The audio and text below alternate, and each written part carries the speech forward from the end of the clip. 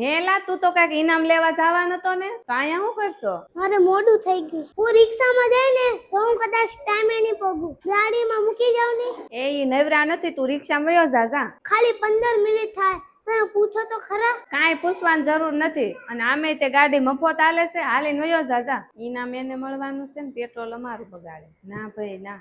છોકરાને કઈ બસ જવું છે? કાંઈ નહીં, ઈ તો અમારી વાત છે. તમે તમારું કામ કરો. તમે મને ક્લાસમાં મૂકી જાવ ને, મારે મોડું થાય. એલા તને એકવાર ના પાડી સમજાતું નથી? એને નવરાય નથી જાવું પડ. પેલા તું મને એની વાત તો સાંભળવા દે. પણ કાંઈ સાંભળવી નથી. હું કહું ને એટલું સાંભળો ને તો બસ છે. બોલ બેટા, શું કામ છે? મને ક્લાસમાં ઇનામ મળવાનું છે, પણ મારે મોડું થઈ ગયું છે. તમે ગાડી લઈને મૂકી જાવ ને તો સારું. શું વાત છે? શાબાશ, હાલ તને મૂકી દઉં. એમાં એટલું બધું કઈ રાજી થવાની જરૂર નથી, અને તમારે ક્યાંય નથી જવાનું. બેઠા રહો સાનામાં. ગાડી કઈ મફત નથી હાલતી, અને કોઈ એક રૂપિયો નહીં બંધવી દે. એ મને ભલે 1 રૂપિયો નો બંધવી દે, અને મારા ભાઈ માટે મારે જેટલું પેટ્રોલ બગાડવું પડે ને એટલું બગાડે. એ મારું તો ક્યાં કોઈ દી માનો થવો, અને પોતાના છોકરાને કોઈ દી શાબાશી નથી આપી, અને બીજાના છોકરા માટે કેવા તૈયાર થઈ ગયા. એ ક્યાંથી દે શાબાશી? આપણા છોકરા પરાયણા 5 થાય છે, અને આ ભાઈના છોકરાના નંબર આવે, ઇનામ મળે, એટલે તને બળતરા થાય છે ને? એવું કાંઈ નથી મને, અને તમે કઈ કારણ વગરની ખોટી મગજમારી નહીં કરતા મારી હારે. એ તને હું 20 વર્ષથી ઓળખું છું, અને એક વાત મારી યાદ રાખજે, ભાઈનું હારું જોઈને રાજી થાવો ને